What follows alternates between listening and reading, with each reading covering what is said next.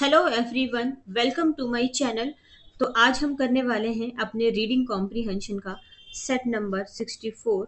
तो स्टार्ट कर लेते हैं आज के इस पैसेज को। देखो, ये पैसेज ना हमारा आया हुआ है एसएससी सीजीएल टीयर 2 2022 के एग्जाम में। ठीक है, तो स्टार्ट कर लेते हैं, देख लेते हैं क्या बात इसमें आज हो रही है। ठीक है, the achievement of science in the 20th century has been very great। देखो, जो साइंस है ना उसने ना 20th सेंचुरी में ना एक बहुत बड़ी एक महान अचीवमेंट हासिल कर ली है। ठीक है, its influence can be felt in every sphere of life, from the small pins and needles to the huge iron sheets and joints, most of the things we require for our everyday use। देखो, इसका जो influence है ना वो हम अपने life के हर पहलू में देख सकते हैं। किसका इन्फ्लुएंस? साइंस का, क्योंकि आजकल हमें हर एक चीज में साइंस दिखती है। ठीक है, और छोटे छोटे पिन्स और नीडल्स से लेकर, नीडल्स मतलब सुई। ठीक है, तो छोटे छोटे पिन्स और नीडल से लेकर बड़े बड़े जो आयरन शीट्स होते हैं, जॉइंट्स होते हैं, इन सब चीज़ें में हम साइंस देख सकते हैं। ठीक है, और इनमें से मोस्ट ऑफ थिंग्स जो होती है ना वो हमारे ना एवरीडे यूज़ की चीज़ें होती है, जो कि हम डेली लाइफ में यूज़ करते हैं। ठीक है, come out of factories where scientific principles are utilized for practical ends. और ये सारी चीज़ें जो हम यूज़ करते हैं ना एवरीडे यूज़ की, वो सारी क्या है, फैक्ट्रीज से बन के आती है, जिसमें कि कुछ साइंटिफिक प्रिंसिपल्स होते हैं। ठीक है, मतलब साइंटिफिक प्रिंसिपल्स के आधार पर इन सारी चीज़ों को बनाया जाता है। ठीक है, science has enabled man to bring forces of nature under control and to use them for his own advantages.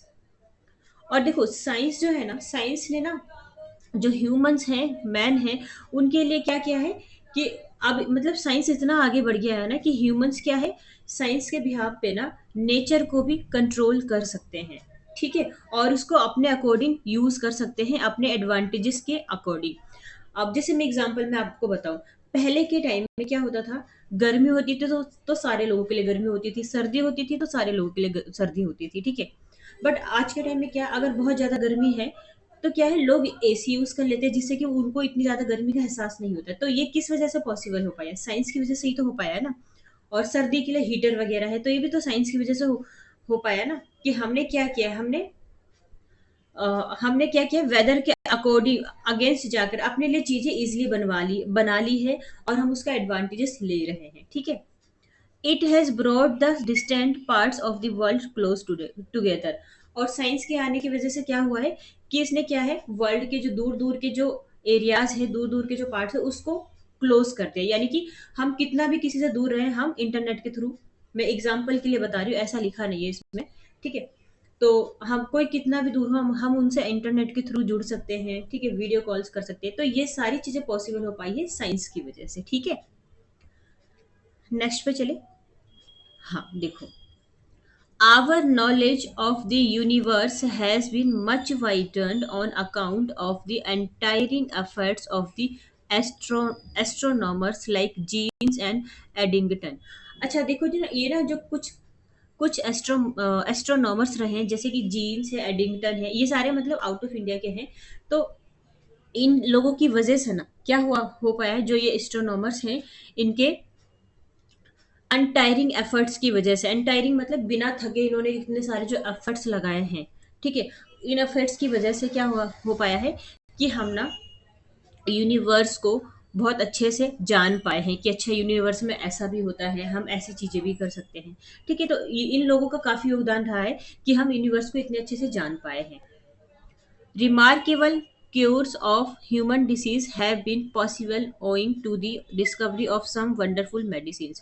और और क्या वहाँ पे कुछ जैसे कि अ, कुछ वंडरफुल मेडिसिन की वजह से, या फिर हम कह सकते हैं कुछ वंडरफुल औषधि होती है ना, जिसको हम औषधि वगैरह बोलते हैं, इसकी वजह से जो ह्यूमन डिसीज है ना उसका क्या हो पाया, उसका जो इलाज है ना वो संभव हो पाया है। ठीक है, ह्यूमन डिसीजेस का इलाज संभव हो पाया, जिससे कि क्या हुआ है कि अब वो और बेहतर से जी पाते हैं। ठीक है, तो एक तरह से ये सारी चीजें साइंस की वजह से ही तो हो पाया है ना, कि आज हम इतने एडवांस हो गए हैं, ठीक है? यानी कि साइंस ने एक तरह से हमें चेंज कर दिया है और हमारे लिए चीज़ों को, सुविधाओं को ईज़िली, मतलब हमें चीज़ सुविधाएँ अब मिल जाती है आराम से, ठीक है? अच्छा देखो, पैसेज छोटा-सा ही था, खत्म हो गया है। हम आ जाते हैं क्वेश्चन आंसर की साइड, ठीक है? क्वेश्चन नंबर 1 है, the main idea of the passage is. Passage का मेन आइडिया क्या है? पैसेज पढ़ के क्या पता चला हमें? फर्स्ट है, the impact of science can be felt every sphere of life. Science का जो इम्पैक्ट है हम जीवन के हर पहलू में देख सकते हैं, ठीक बात है। Science is an anathema. Anathema क्या होता है? एनाथीमा का मतलब होता है अभिशाप। क्या साइंस कोई अभिशाप है? बिल्कुल नहीं, ऐसा तो हमने अपने पैसेज में पढ़ा ही नहीं है। Nothing is beyond the purview of science. Science के अलावा कुछ है ही नहीं दुनिया में। क्या ऐसा है कि साइंस के अलावा कुछ नहीं है? नहीं, ऐसा बिल्कुल भी नहीं है। तो ये भी कट कर दो। और साइंस कैन वर्क मिरेकल। जो साइंस है वो चमत्कार कर सकता है, मिरेकल्स कर सकता है, ठीक है, बट पैसेज के अकॉर्डिंग तो बिल्कुल भी ठीक नहीं है। पैसेज के अकॉर्डिंग तो हमारा फर्स्ट ठीक होगा ना, कि जो इम्पैक्ट है साइंस का वो हम हर जगह देख सकते हैं अपने लाइफ के पहलू में, ठीक है। तो फर्स्ट करेक्ट आंसर हो जाएगा। नेक्स्ट पे चलते हैं। नेक्स्ट है हमारा, देखो, the mode of the approach is. हाँ, जो हमने जो पैसेज पढ़ा उसका जो अप्रोच है वो क्या है? इलॉजिकल है, एनाटॉमिकल है, डेस्क्रिप्टिव है, एक्सपोजिटरी है। इलॉजिकल मतलब हमने जो पढ़ा है उसमें कोई लॉजिक ही नहीं है, बेकार की चीज है, कि ऐसा भी नहीं है, तो इसको काट दो, ये आंसर नहीं हो सकता। एनाटॉमिकल है, हमने कुछ बॉडी से रिलेटेड चीजें पढ़ी है, ऐसा भी नहीं पढ़ा हमने, है ना। हमने अपना पैसेज पढ़ा जिसमें बॉडी से रिलेटेड कुछ नहीं था। डेस्क्रिप्टिव मतलब किसी चीज के बारे में डिस्क्राइब करते हुए पढ़ना। और एक्सपोजिटरी, एक्सपोजिटरी का लगभग मतलब भी यही होता है कि हम उसको पूरी तरह से एक्सप्लेन, किसी चीज़ का एक्सप्लेनेशन दिया हुआ है, ठीक है। बट वैसे देखा जाए ना यहाँ पे, तो डिस्क्रिप्टिव और एक्सपोजिटरी का दोनों का सेम ही मतलब होता है। तो हम तो वैसे वैसे यहाँ पे एग्जामिनर को ये दोनों वर्ड नहीं देना चाहिए था। हम एक काम करते हैं, आंसर डी को लगा लेते हैं।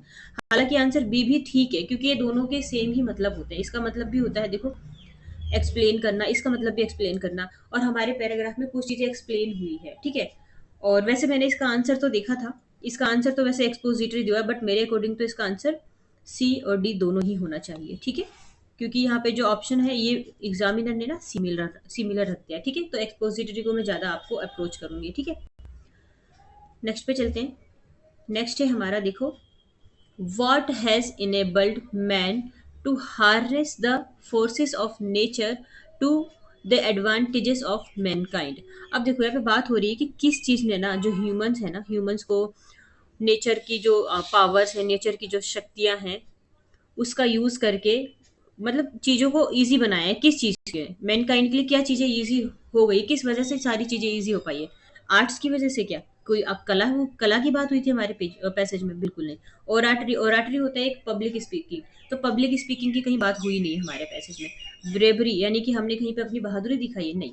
हमारा जो ऑप्शन है वो डी करेक्ट हो जाएगा। साइंस की वजह से चीजें मैनकाइंड के लिए संभव हो पाई। जैसे कि हम अभी डिसीज वाला पढ़ रहे थे ना, कि साइंस की वजह से लोगों के डिसीजेस के बारे में चीजें इजी हो पाई है। अब इजीली इलाज हो जाता है ना। ऐसे ही कुछ पढ़ा था ना हमने। नेक्स्ट पे चलते हैं। नेक्स्ट है हमारा, देखो, science has proved a great boon for. Science एक वरदान बन गया है, किसके लिए? साइंटिस्ट लोगों के लिए? बिल्कुल नहीं। आर्टिस्ट के लिए, एक्सप्लोरर्स के लिए, मैनकाइंड के लिए। आर्टिस्ट पढ़ा है हमने पैसे में? बिल्कुल नहीं। एक्सप्लोरर पढ़ा है हमने? नहीं पढ़ा है। मैनकाइंड, मनुष्य के लिए। जो साइंस एक वरदान है मनुष्य के लिए, ठीक है, क्योंकि जो ह्यूमंस है वो आगे बढ़ पा रहा है, सिर्फ साइंटिस्ट आगे नहीं बढ़ रहे हैं। मैनकाइंड में सारे ही लोग आ जाते हैं, तो मैनकाइंड करेक्ट आंसर होगा, ठीक है। नेक्स्ट पे चले। नेक्स्ट है हमारा, देखो, the most appropriate title for the passage will be. हमारे पैसेज का टाइटल, सबसे अच्छा टाइटल कौन सा हो सकता है? साइंस इज कर्स। जो साइंस है वो एक अभिशाप है क्या? बिल्कुल नहीं। Science a great boon, achievement of science, none of this. ये भी नहीं होगा, ये भी नहीं होगा, ठीक है। दो ऑप्शन बचे हमारे पास, साइंस या तो वरदान है या साइंस की अचीवमेंट। तो हम साइंस वरदान है, क्योंकि हमने पैसेज पढ़ा है ऐसा कि इसमें वरदान की बात हुई है, ठीक है। तो साइंस एक ग्रेट बून है, ठीक है। नेक्स्ट पे चले। अच्छा देखो, वोकेबलरी आ गया है हमारा, जो अनटायरिंग। अनटायरिंग का मतलब होता है बिना टायर्ड के। देखो, टायर्ड का मतलब होता है ना थका होना, अनटायर्ड मतलब बिना थके हुए, ठीक है। तो नॉट बिकमिंग टायर्ड, बिना थके हुए, बहुत ज्यादा हार्डवर्क और प्रिजर्वेंस बनाए रखना, ठीक है, तो ये याद रखेंगे। क्यूर्स, क्यूर्स का मतलब होता है जैसे कि हम बीमार होने के बाद जब फिर से ठीक हो जाते हैं ना, तो उसको क्यूर्स बोलते हैं, ठीक है। और ओइंग, ओइंग का मतलब होता है अनपेड, कोई चीज अनपेड होना या फिर ड्यू है पेमेंट करने के लिए, अभी बाकी है, ठीक है। ओराटरी होता है ये एक पब्लिक स्पीकिंग, है ना, या बोलने में बहुत ज्यादा होता है ना कि बहुत ज्यादा पब्लिक स्पीकिंग किसी की अच्छी होती है, तो हम उसको कहते हैं ओराटरी, ठीक है। तो देखो पैसेज खत्म हो गया है, अच्छा लगता है तो लाइक एंड सब्सक्राइब कर सकते हैं, ठीक है। फिर नेक्स्ट वीडियो पे मिलते हैं आपसे।